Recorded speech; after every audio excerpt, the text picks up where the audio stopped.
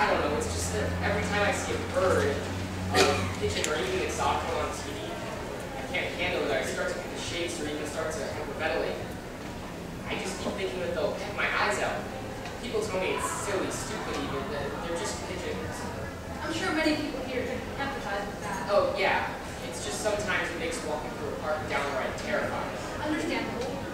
I watched the birds when I was pretty young, and I don't think I've ever fully gotten over it. Don't worry, you're not the first one here with a pitch-pop crystal phobia through here. Thanks for keeping out. Who's next? I guess I can go. I'm Jennifer. Call me Jenny. Everyone does. Hi, Jenny. I have nomophobia. A lot of people think it's a joke, but it's real. It's a fear of losing cell phone connection or your phone dying. Like,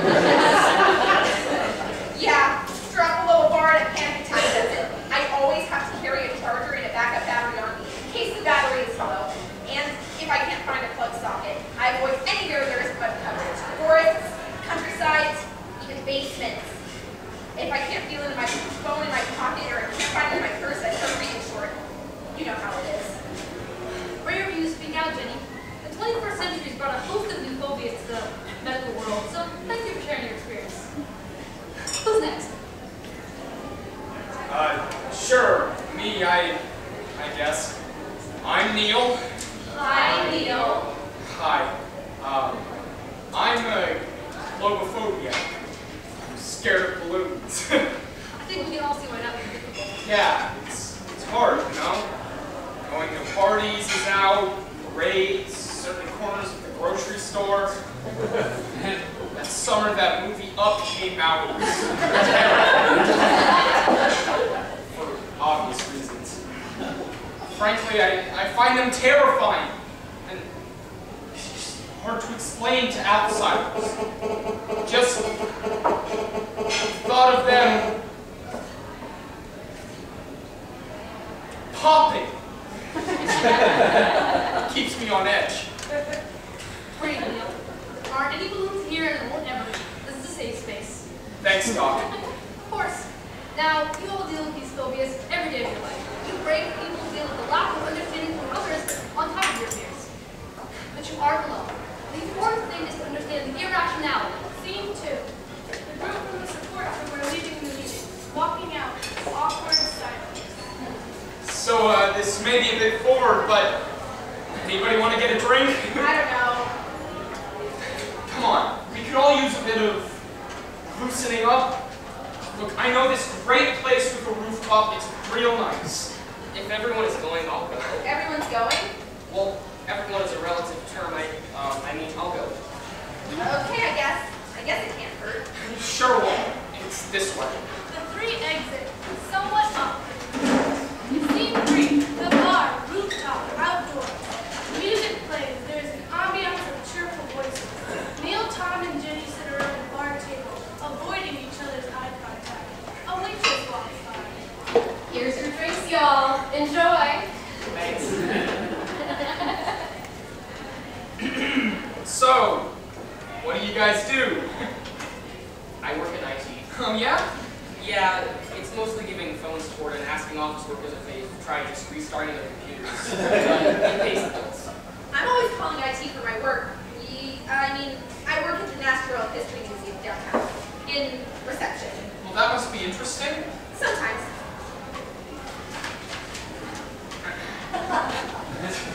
Well, I teach science classes at the local community college. You like that? It depends. Trying to further my career in the sciences, you know? I'd like to be in the field, do some research assistance, but you gotta network yourself, which is hard when you can't go to parties. Right. Why do you think I work in the basement? Free! Okay, so this is where you get to decide how you want this play to end. So which of these characters do you want to see face their fear? Tom, who is afraid of birds, Neil, who's afraid of balloons, or Jenny, who is afraid of losing cell reception. So we have volunteers coming along right now to collect donations for YPT for each character. So each is marked with a handy prompt to show you which character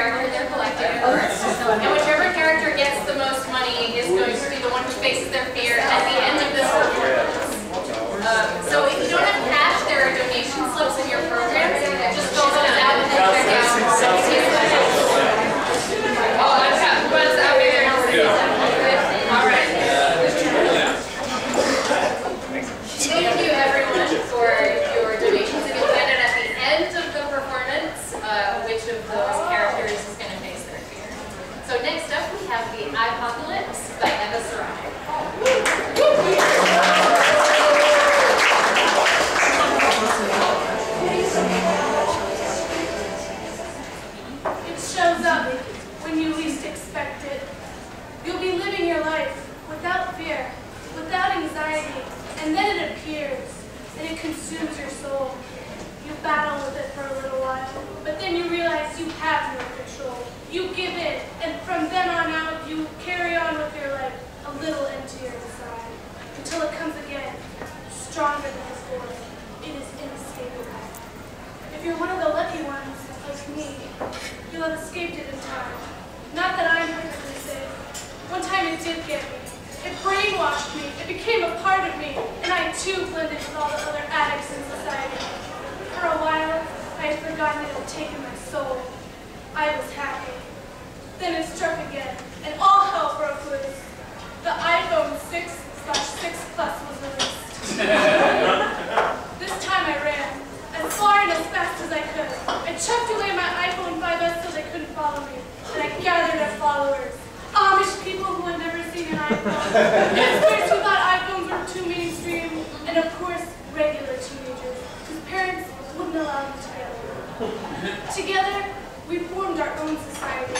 We became known to all as the Nokians, or the Nokia 2000 was all we had left. We were lucky. We made it through with our heads.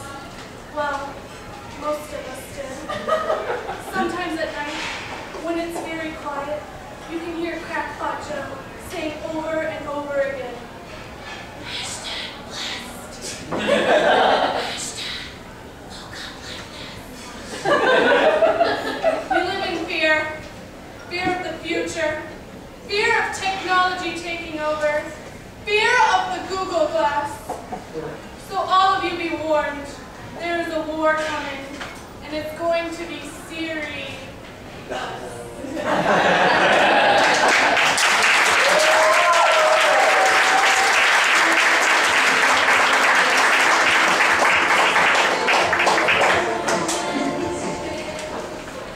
Theater, a comedy, dynamic, I'm sorry.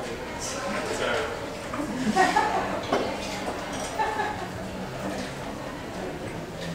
I think we all get why it's all here today. So, the rumors, they're true?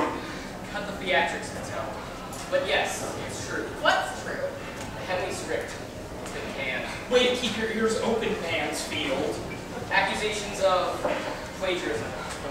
Anyway, the board is, as you can guess, pissed. We need something new and never before seen, and stacked. It's gotta be fresh. Medium budget horror flick, but fresh. All right. I always had a bad taste in my mouth about Henley. Foresight duly noted, Pascal. And yes, original was definitely what the board seemed to have in mind. Okay, so that rules out a lot. Optimistic, aren't you? Oh, stuff it, Patel. People, please. And we play nice, all our asses are on the line.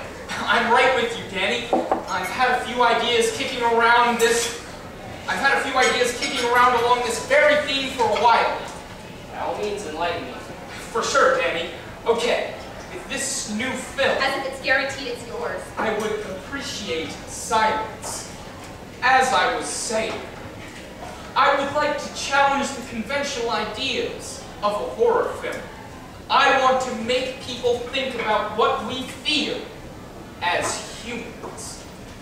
Right. Okay, we're looking for a script here, though, as terrifying as this all sounds. Well, genius takes time, but I suppose I can. How original are they looking for? Are you sure we can't just throw some good-looking kids into a house with a psycho and cash in our meal ticket? That always sells. No, they were stressing the originality. There was a lot riding on the Henley script and the press. We need a killer comeback kid script to wow them, or we can kiss this fun in the eye. Or just a killer. Killer kids. Funny. We could go ultra radical. I've always pictured this. A movie shot entirely handheld camera, except the whole thing takes place in the dark. Too gimmicky. I can see that at Harold's Haunted Palace or some other generic haunted house thing, but this is, you get it. I get it. Better quit fishing for ideas at pop-up Halloween shops. At least I have some. All right, you don't bite. I get it. But I understand what audiences want. The thrill they desire. The The adrenaline rush, the jump scares! Well, then you'll know they're psychos. I can't believe people actually pay to see these things. They're depraved. They pay for a thrill. I wanted a thrill, I'd get on a roller coaster. I don't think you understand the art in horror films. Your idea of art? Okay, that's enough. You two are my best of friends, but for Christ's sake, is there anything you can agree on? Okay, this is what I'm going to do. I'm going out to lunch and I'm locking you two in here. When I get back, I want an idea that you can both get behind, a collaboration. But you know what I want. The last thing the studio needs is people in each other's throats, and this is my way of trying to fix all this. If you'll excuse me, there's a burrito calling my name in the break room, so get on it. Great. Fantastic. I don't get it. Usually Danny makes only the smartest, most thought-out decisions. He trusted that Henley. Clearly he's not perfect.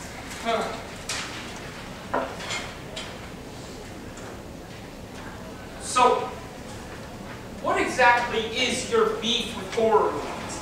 Because I don't think it makes sense for Danny to hire someone who is antagonistic to the genre. I just don't get the appeal. Excuse you, I'm pretty sure I could come up with a more halfway decent idea for one if I tried. Okay, so what then? What? What are your ideas? I don't have one right this second, but I'm sure if I was given some time. Of course. Time. We have a dearth of time. Don't we all? Wait a second. Wait. Maybe there's an idea in there. Something with time, or a lack of time. Maybe a town where someone is getting killed every hour, on the hour, and the whole film takes place in 24 hours. Or maybe a poltergeist who only inhabits grandfather clocks. Maybe a... Okay. I get it. We're getting somewhere.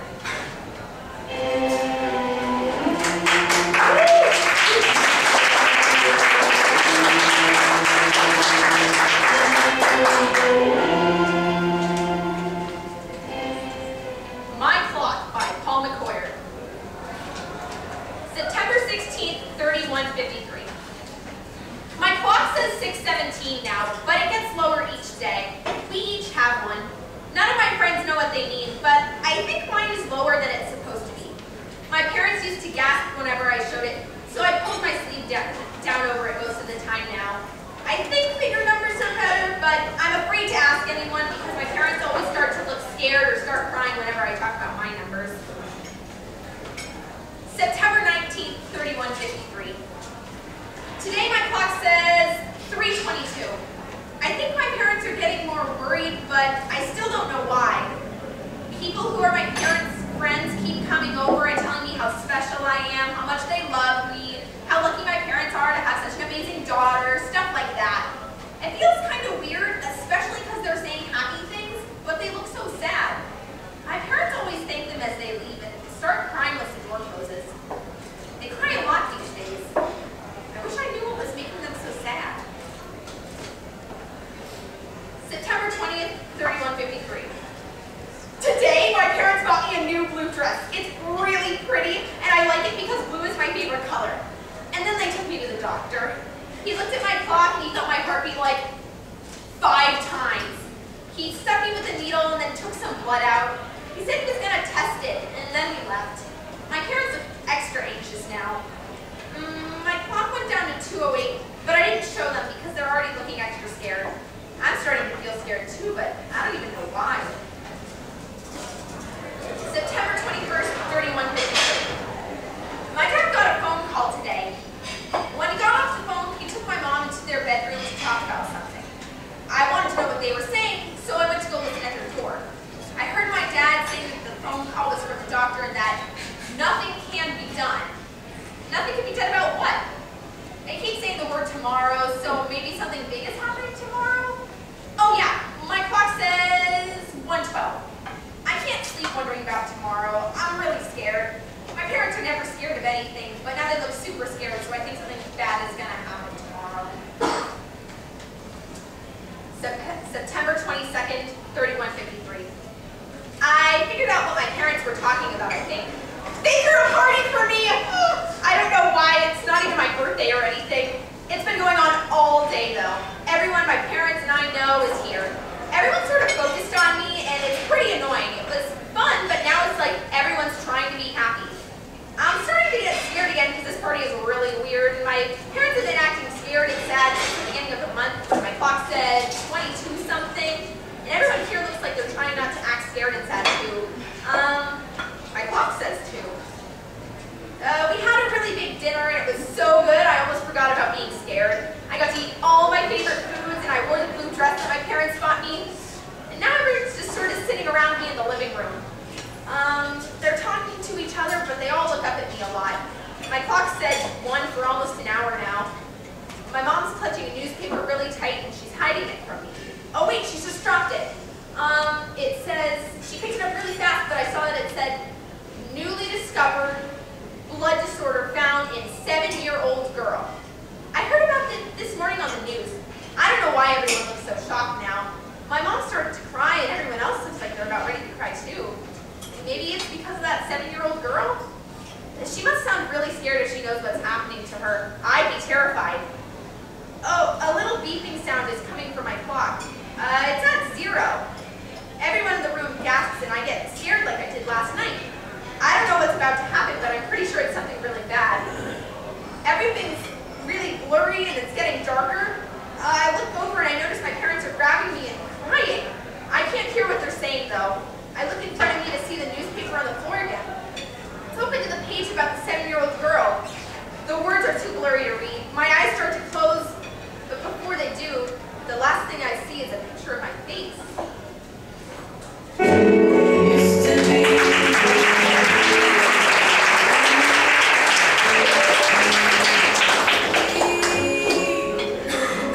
Bigfoot by Will Rock. Mitchell and Fred are in a cabin. Mitchell is busy setting up a camp. Want to hear a joke? No. Sure. Yes. It's top of it. Really? You want to hear it? No. Okay, I'll just shut up then. What's the difference between a blonde and Bigfoot? Seriously, man, shut up. Jesus Christ, we've been here for 5 minutes, and you're already starting to annoy the hell out of me. I didn't even want to be here. Then why are you here? What? Why'd you come? Your sister, maybe. Oh. How is she, by the way? Good. Okay, I'm turning the camera on.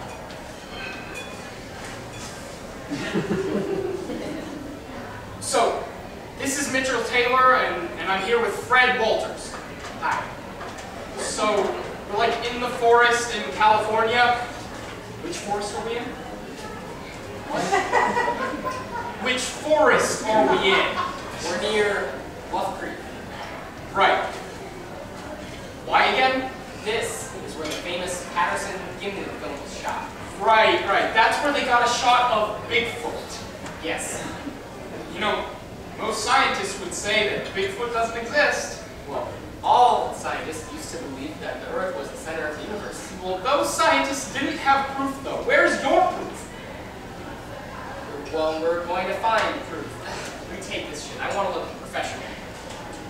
Wait, why am I even talking? Isn't this your thing? You're talking because... They hear a yell.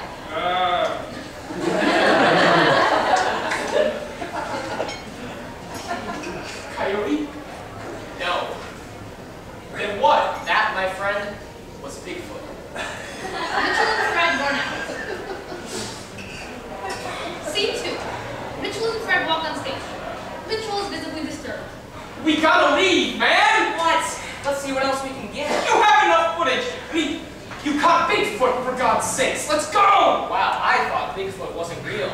Yeah, I thought that, but kudos to you, man. You proved me wrong. Now let's just get out of here before we get killed, because I know that Bigfoot isn't gonna be freaking happy that we just exposed him. I mean, shit, he stayed hidden for a reason. Fine. Okay, we'll go. Cool. Fred and Mitchell start to pack. I can't believe we found him. Yeah, pretty cool. I mean, I've spent my whole life looking for him. He's driven a lot of people away, my friends, family. I'm really happy for you. It's like my goal is complete. Well, what's next? I don't know. You'll figure it out! I hope so. Do you think I peaked? Honestly? Yeah. No! Oh, okay, it's kind of a fear of mine. Peeking? Yeah. Well, I'm afraid of that Sasquatch tearing my limbs off. Can you get the camera, please? What? Oh, yeah, sure. Let's go. Mitchell leaves. Fred looks at the camp. Scene 3. Fred is still at the camp getting drunk. Mitchell runs up to him. Why are you still at the camp? Let's go! We can't go anywhere. Why? The footage is gone. We're gonna have to wait for him to come back, whenever that'll be. What? How did that happen? I deleted it.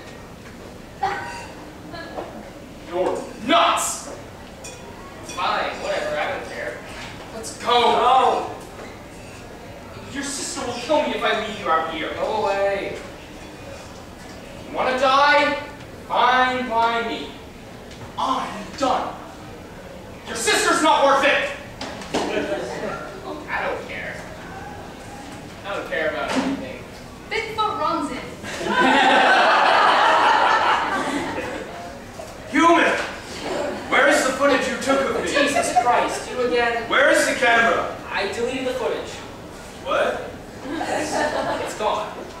Oh. Okay. Bye, come back when I'm ready to retire. Bigfoot starts to walk away, but stops. Are you okay? I took an internet course on psychiatry, so I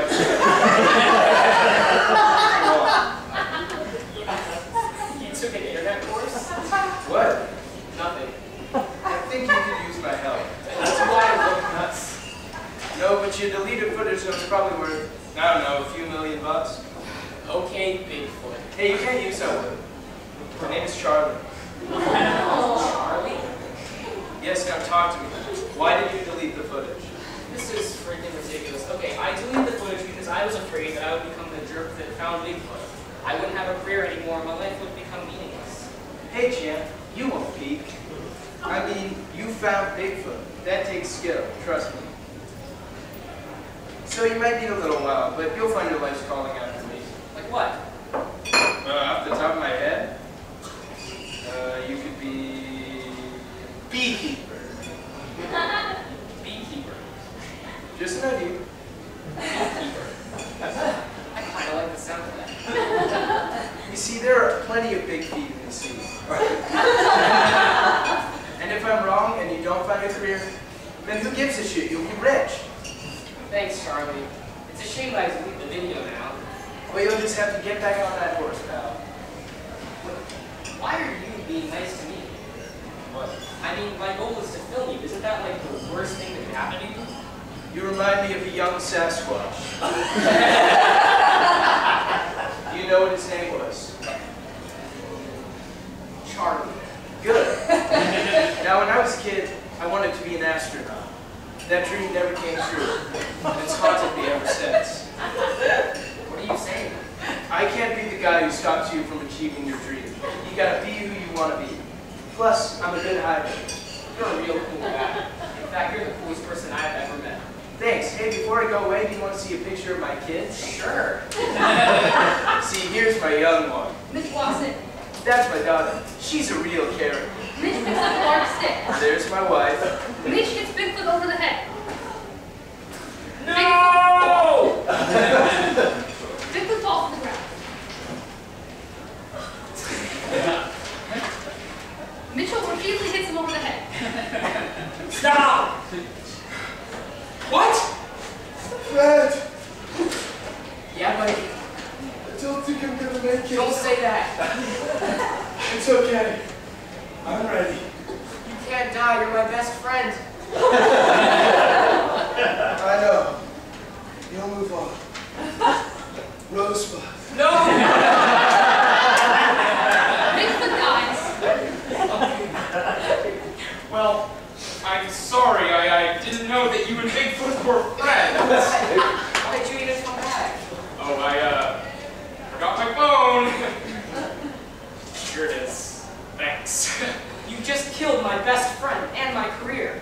listen, it's not so bad. I mean, you have his carcass, that's worth something.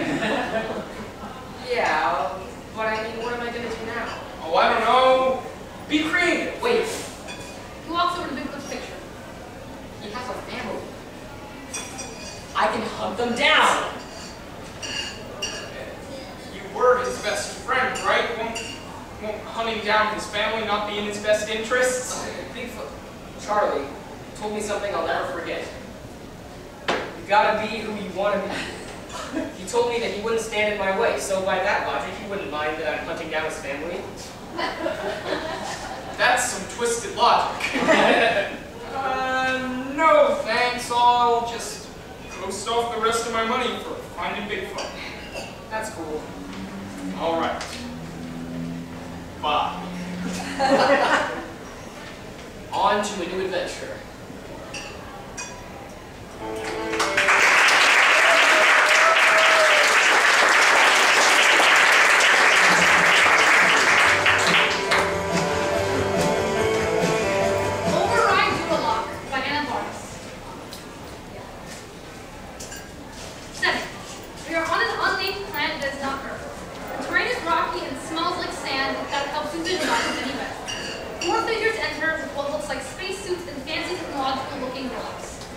Extraction to base, we have landed. Should be out in 5. Over. Does everyone have enough oxygen in their suit? Yes, Eva. We need another mom to nag me. Kid, you need at least 6 moms. Come on, it's right through here. I'm hungry. Let's hurry. I'll stand guard. Kit, Evan, Mitch, you go on ahead. You're our team leader for a reason. We need you in there. We have no idea what's behind the cave entrance. You can handle it. I'll stop whatever evil that's going to come at you at night. Sounds fine, let's go. We have 3 minutes before the sun sets. Are you sure you'll be okay? Oh my god, Evan, I'll be fine. Just go. Eva shoves them into the cave, Kit and Mitch following behind. She stands back to the entrance facing the surrounding terrain. A few seconds later, she speaks into her transmitter. Are you guys almost done? We only have a little while longer before... Blackout. We can only hear Eva's voice now. Guys? We got it, come on, let's move. Hurry. We don't know what's going to come get us. Oh! We hear Eva make some sort of exclamation in pain. Eva! Lights up. A few months have passed. Eva is out of her suit and sitting at a messy paper and invention cluttered desk, studying and writing, but stops to rub her shoulder.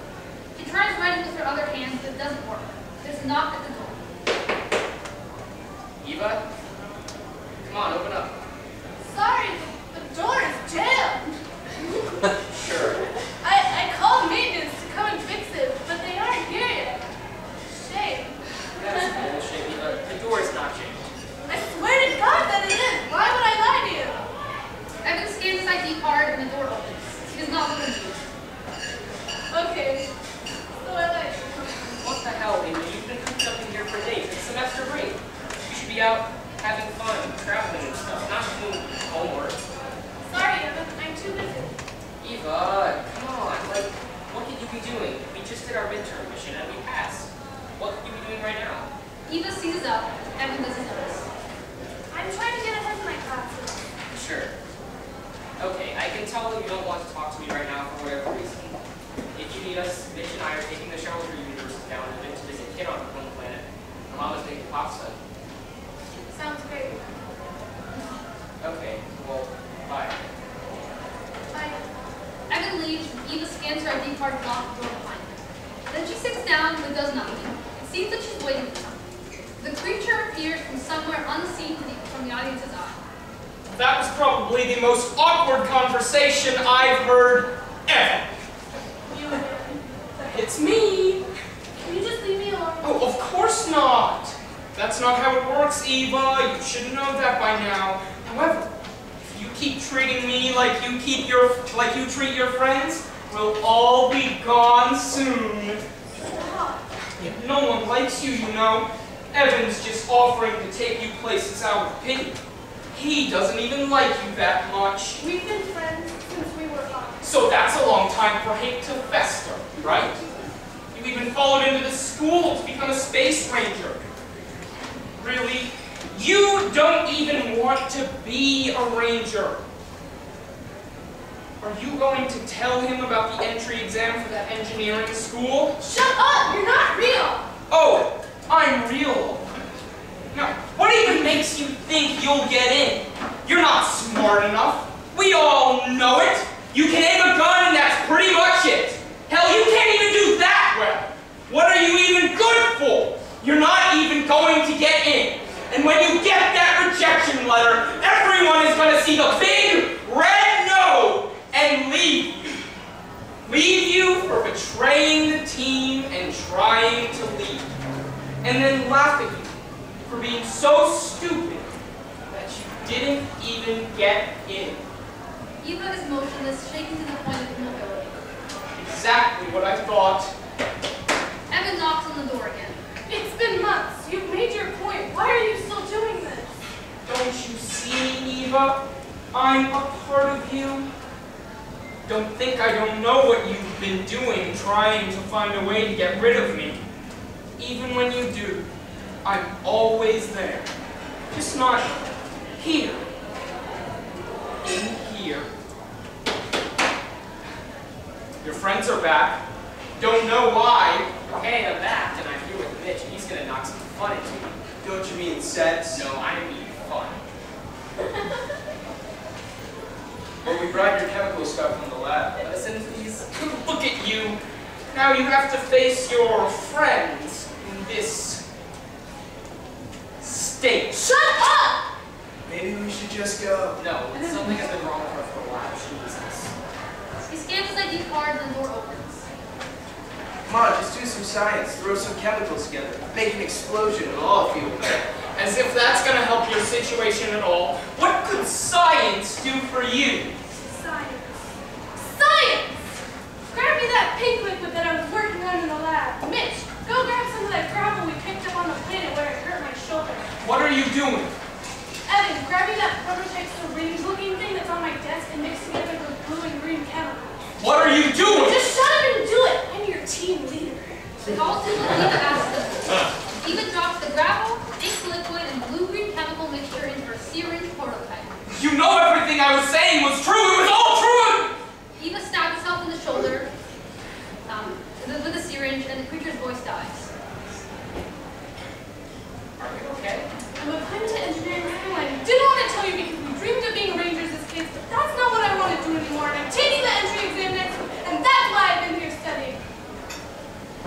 I know. I'll just... That's really cool. I'm so proud of you. You don't hate me? No. Sometimes people just have to go their own way. We got you, Eva. So, how about we go see Kid's family? I hear Earth has some pretty good pasta. Sure.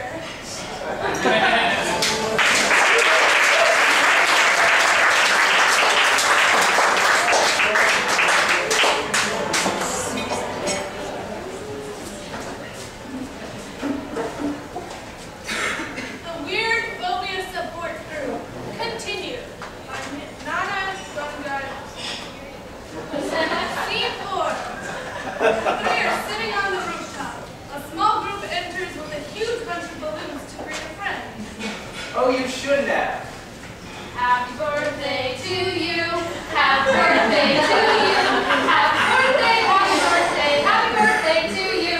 Yay! Maybe we should move. Good call.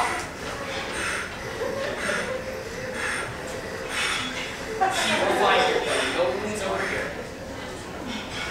Exactly, just fine. Is he gonna be okay? Should we do something? I'll look it up, I'll look it up. All of a sudden, a flock of pigeons descends around the three of them. It says here that... She looks up and notices Tom staring wide-eyed at the nearby bird. Neil is still incapacitated. With her phone in her hand, Jenny begins to try and wave away the bird. Shoot! Shoot! Go away! Go away! Her vigorous hand-waving suddenly causes her phone to fly out of her hand. My phone! Jenny collapses into a nearby chair and rushes into a panic. The waitress from before walks over, noting the chaotic situation. Are you guys okay? Freeze! And the winner of the vote to decide who is going to be the one who faces and overcomes their fear at the end of this play was Jenny with her fear of losing cell phone or something.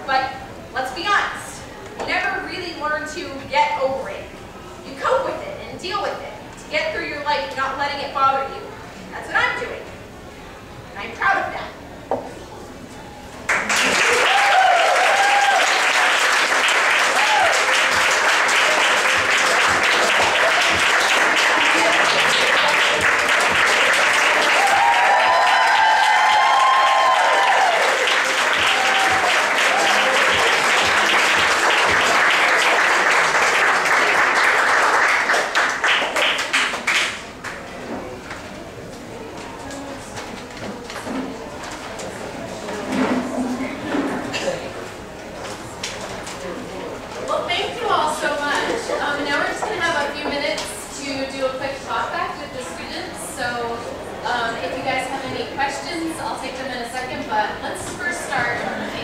Let's start with introductions. Yeah, just introduce yourself.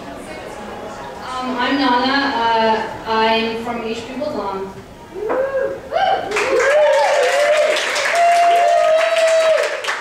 I'm Emma and I'm from Washington Lee High School. Hello, I'm Sam and I'm also from Washington Lee High School. Hello, I am Anna Vargas and I complete the Washington Lee trifecta. I'm Paul Boyer, and I'm from School of Alballs High School. I'm Will Araka. I'm from Gonzaga College High School.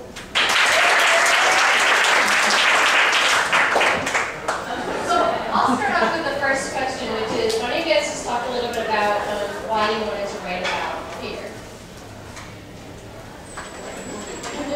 We just go down. Well, we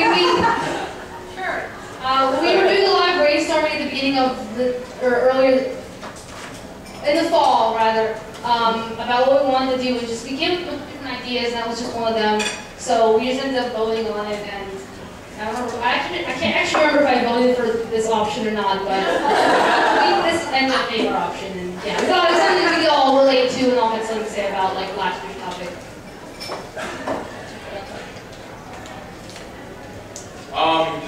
I remember voting, and I did vote for fear.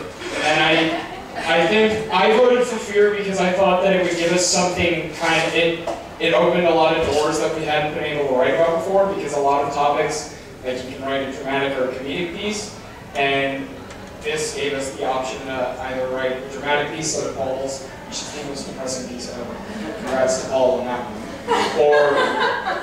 Or Will's, which Will's like the funniest scene ever. So. Oh, it was a drama, my bad. I apologize. And the Academy Award goes too. But like, it also opened up the door for us to be able to write like a horror scene, which we didn't have any of, but that was an option. We didn't really have any of. Emma's was kind of terrifying, but yeah. Great, so let's open it up. Does anybody in the audience have any questions for the students? No. Oh my god. Great. What was the scariest part about writing these plays? Good question. Writer's block. Happens a lot. Dun, dun, dun. The deadline.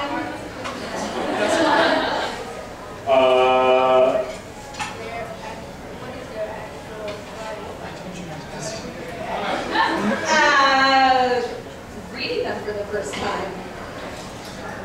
Yeah, the deadline, probably. Because I sort of forgot that I had to write one. And then we were like for the last 2 days. So we got to go. Carolyn, I would like to know, what are your phobias? Without being too personal, what are some things that you're afraid of that are slightly irrational? Well, I'm a little claustrophobic. I think it's pretty irrational, but I would admit to that.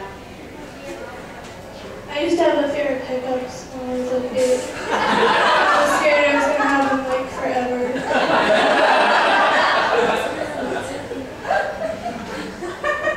I'm a little scared of bare feet. It just kind of freaked me out. Because they're like hands, but the fingers are really small, and they're always dirty. Actually, like small body parts, small teeth kind of scare me too. Like if somebody smiles and they particularly, not again, I love everybody, but small teeth kind of freak me out. Yeah. I definitely have small irrational fears, but I think I try to ignore them. So I can't think of any at the moment. Where is laughing? Yeah, I'm not gonna get super deep about this, so. Sure. I'm not afraid of that. Are you afraid of anything, Paul? Also not afraid of any. Contrary to popular belief, I have a few fears. I have this like slight fear of bugs that I never think I have until there's like a bug really close. I mean, I don't want to touch it, and I don't know what I'm scared of it doing. I just like don't like them, but I don't think that I don't like them until they're right there. It's weird. I guess it's a tie between spiders and probably the Oompa Loompas from the first Willy Wonka, the original, is really scary. I remember. I'm afraid of meeting a celebrity and then like being so like shell-shocked, like not knowing what to say, the opportunity passing me and just like watching them fade away into the distance of my dreams. Mine is also kind of like the negative of that, like meeting a celebrity and then being really weird about it. That fear spawned from when I did do that, and the guy was obviously really creeped out. I don't know, some guy I also used to have a fear of swiping. You could always tell when he was about to come on with a little music and I had to leave the room. Oh shit, swipe's coming.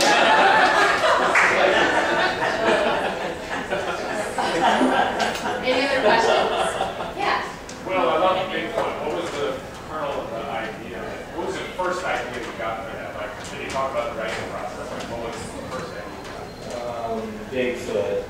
I think that like my friends and I were talking about like what if Bigfoot was like really cool and like a really chill dude. And then I kind of formed that when we picked fear. I was like, I have to write about Bigfoot or else my life will be completely pointless. And yeah.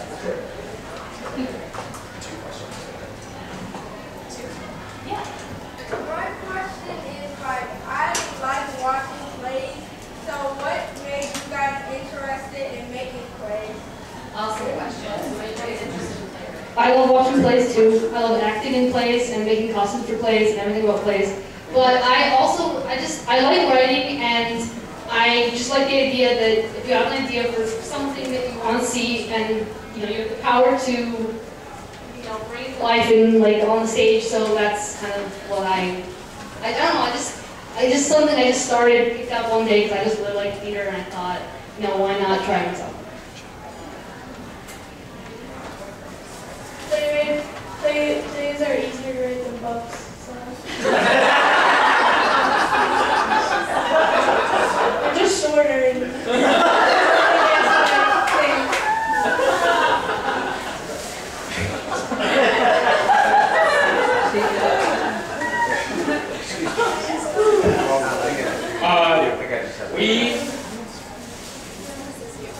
We did Washington. Bill as well. Yeah, he did. We all went to the same middle school, and we had this teacher who... You invited her? Okay, well her name was Miss Biggsleeds, and she made us do it. So she actually brought YPT in and forced us to write a play. It's not as bad as it sounds. Like Emma said, it's easier than writing a book. There's a lot less filler. Okay, I'm gonna This isn't a fair line. I don't have to follow Emma, so that's good for me. I was in Sam's theater class because we were the same grade, and it was like the first thing I had written was this play. Yeah, in the workshop that Miss Bixley's theater teacher brought in. It was the first thing that I had written that wasn't for school, and I was like, okay, sure, why not? YOLO. And then I wrote something, and apparently it was good. So that happened, and that was fun. So yeah. For me, I don't think I ever really thought about writing plays until YPT came to my class in 5th grade. And by then, I'd been in maybe a few plays, but I had never wrote one or even thought about writing one. I think it was really YPT that got me interested in it. And then I realized how fun it was, so I just kept doing it. I would say my love of plays stemmed from 6th grade when I played the Dancing Pie in Beauty and the Beast Jr. greatest moment of my life.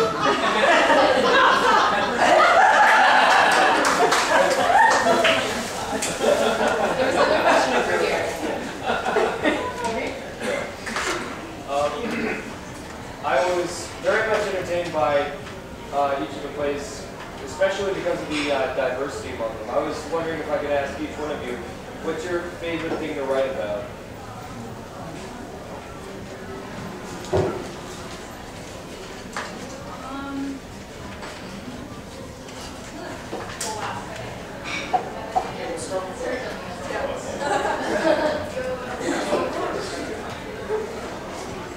I just like to write about like really weird stuff. Just, like, my last two were about like superheroes, and then this is about Bigfoot. So yeah. I sort of like to write about realistic fiction. I don't really have a favorite genre or anything. I sort of branched off from that when I wrote the one about the girl on the clock. Yeah. I was trying to think like what I've written about in the past. The first thing that I wrote was a murder mystery with like 3 characters, so it's kind of obvious, but it was still fun.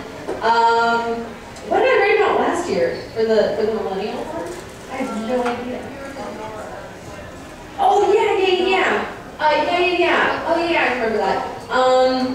Yeah, I don't know. I just kind of write from like, I like writing about past experiences that I have and kind of like going off of that and like placing them in a completely different universe to make them more fun to watch, I guess. I always seem to write about really heavy stuff. Like, I don't mean to. I've tried to write a few comedies. It doesn't really work out that well. So yeah, I didn't write anything for this because it got really long. I also tend to write really long things because I write a lot of words when I'm not supposed to. It goes badly on my time lessons. I write really long stuff too, but I hate deep stuff. It's like that's all I hear. It's like, oh, my life sucks. Like, get over it. So I like to write, like, you know, like happier, make fun of things. It's just easier for me. I just can't take anything that seriously. And I think most of the plays I've written, with the exclusion of this one and the other ones for my critique, have been historical. I don't know, I'm just really jaded or something, but all my plays take place in the past for some reason. And I'm going to say sad, I like romance, I like to write like drama, romance.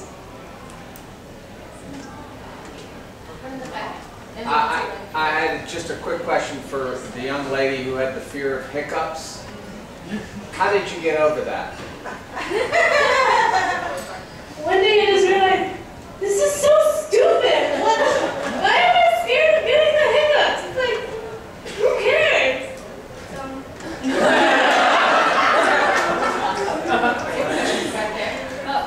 Hello?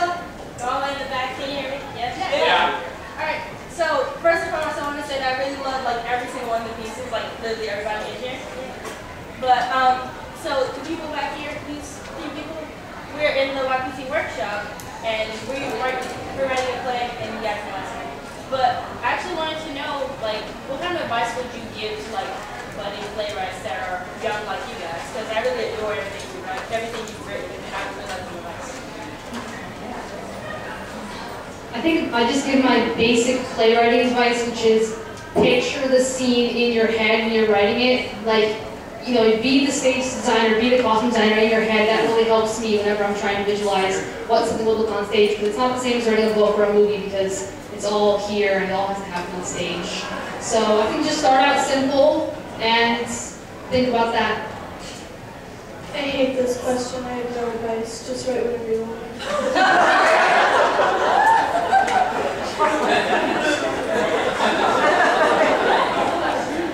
I feel like I have to stop trying to answer questions. I don't know. If you're writing a dialogue, I guess, try to like talk it to yourself. Like it seems kind of weird. I talk to myself anyway. but like if you're writing a dialogue, like just read through it out loud, see if it flows. Because if it doesn't flow, then it's not going to look good on stage. You can't fix the flow of language in the movie. You literally said what I was going to say, and I hate you for it. I mean, I do that too, to a certain extent, even though dialogue comes like fairly easy to me, like it can really quickly get unrealistic, so I guess reading it to myself like really does help, or like getting someone to read it for you. Like even with essays for school, like I will notice like my brain works so fast that I'll like leave out words, so it's kind of good to go back and catch those things. I would say you gotta be who you want to be.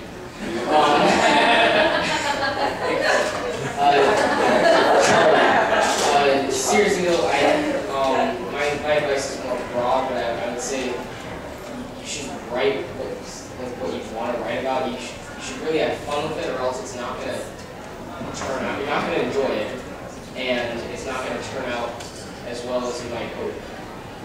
And you're probably not going to be very proud of it. So just write stuff that you are passionate about, or that you think would be fun to see on stage, things like that. And if it's not working, just change it. I mean, like it's your writing. Do what you want with it. My advice would just be like chill and just, you know, try your best.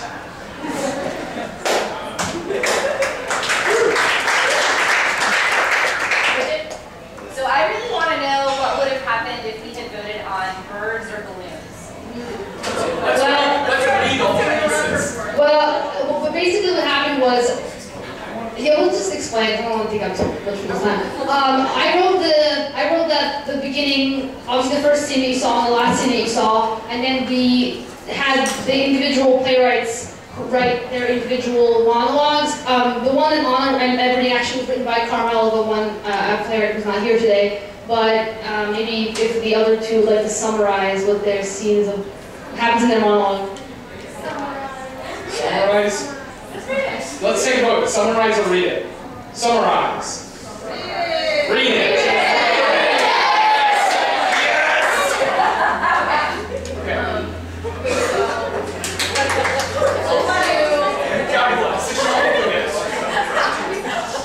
Okay.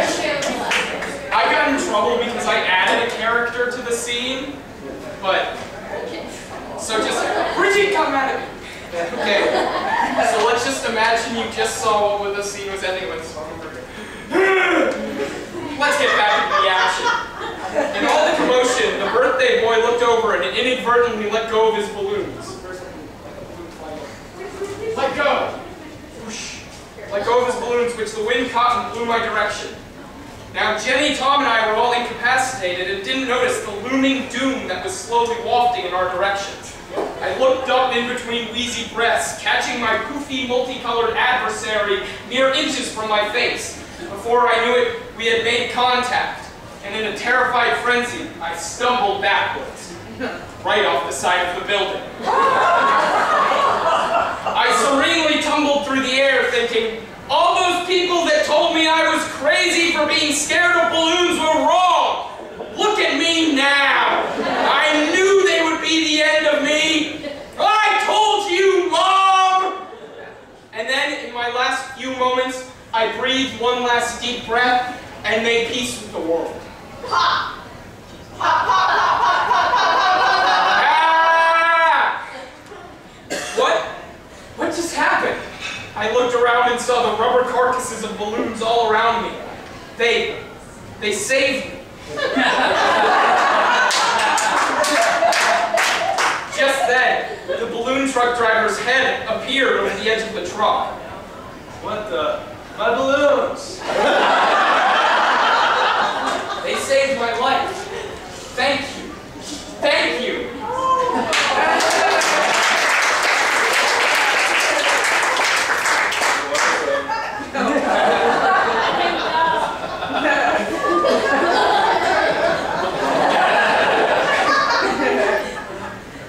Wait a minute. Why do you have an open top balloon truck? That's a good question. I'm actually really surprised that there were enough balloons attached. You okay down there? Yep. Oh, and look, Jenny's phone fell in the balloon truck too. All freaks. This is your last Oh, wow. I hope they tip well.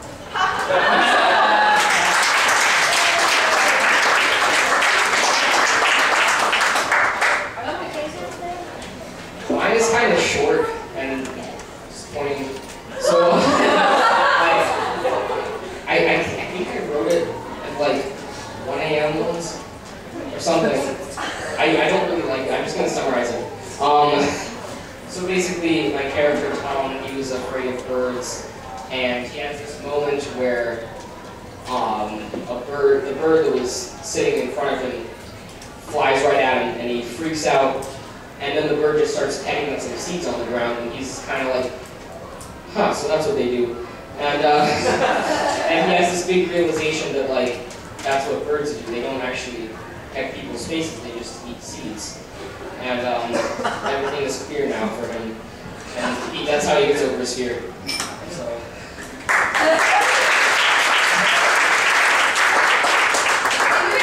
Wrap it up there. So thank you all so much for coming. And please remember, if you filled out a donation slip, to check out, they have squares at the checkout table. So just pay with your credit card, and hopefully we'll see you all again soon.